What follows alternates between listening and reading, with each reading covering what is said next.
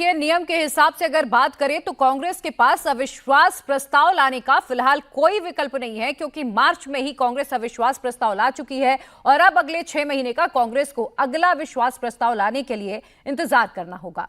इधर हरियाणा में चल रहे इस पूरे सियासी संकट को सुलझाने में पर्दे के पीछे सबसे अहम भूमिका मनोहर लाल खट्टर निभा रहे हैं। खट्टर भले ही अब मुख्यमंत्री नहीं हो, करनाल लोकसभा सीट में अपने चुनाव प्रचार में भी बिजी हैं, लेकिन उनका यह मानना है कि हरियाणा में बीजेपी की सरकार को किसी तरह से कोई खतरा नहीं है। सुनिए उनकी बातें। लगातार हरियाणा की राजनीति में बदलाव हो रहा है। 3 निर्दलीय विधायक जो आपको समर्थन दे रहे थे वो कांग्रेस के पाले में चले गए और जेजेपी के जो पूर्व डिप्टी सीएम है दुष्यंत चौटाला वो कहते हैं कि हमें कांग्रेस के साथ जाने में गुरेज नहीं है। देखिए, कुल मिलाकर के राजनीति में इस प्रकार का जब इच्छाएं पूरी नहीं होती हैं तो कुछ न कुछ चलता रहता है।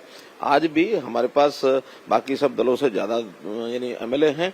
हमारी जो सरकार है वो स्थिर है, कहीं इस प्रकार का कोई खतरा नहीं। और कांग्रेस अगर चाहती है तो कांग्रेस बेशक अविश्वास प्रस्ताव लाए, हमारे पास बहुमत है। और उनके घर के लोग कौन कौन हमारे संपर्क में है अभी तो हमने बताया नहीं, जब बताएंगे उनकी पोल पट्टी खुल जाएगी। लेकिन दुष्यंत चौटाला ये कह रहे हैं कि हम व्हिप जारी करेंगे और व्हिप के अगेंस्ट कोई भी नेता जो है वो नहीं जा सकता। व्हिप तो उन्होंने पहले भी जारी किया था, उस व्हिप का क्या बनाया आज तो कुछ कर नहीं पाए वो।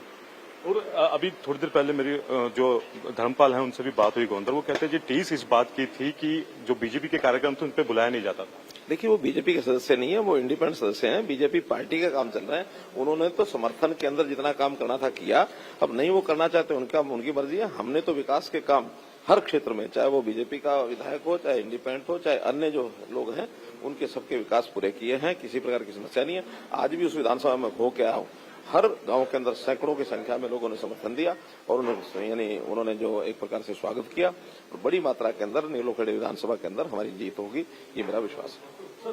क्या लगता है कि सरकार को कोई खतरा तो नहीं है? कोई खतरा नहीं किसी किस्म का, क्योंकि कुल मिलाकर के मैंने बताया कि सरकार में अब सब दल अपने अपने सिरे रखें तो सबसे बड़ा दल भारतीय जनता पार्टी है और हमें उसके अलावा भी इंडिपेंडेंट्स का जो समर्थन है वो भी प्राप्त है और बहुत से लोग कांग्रेस के और जेजेपी के हमारे संपर्क में हैं। सब सरकार को बहुत कंफर्टेबल तरीके से हम चलाएंगे।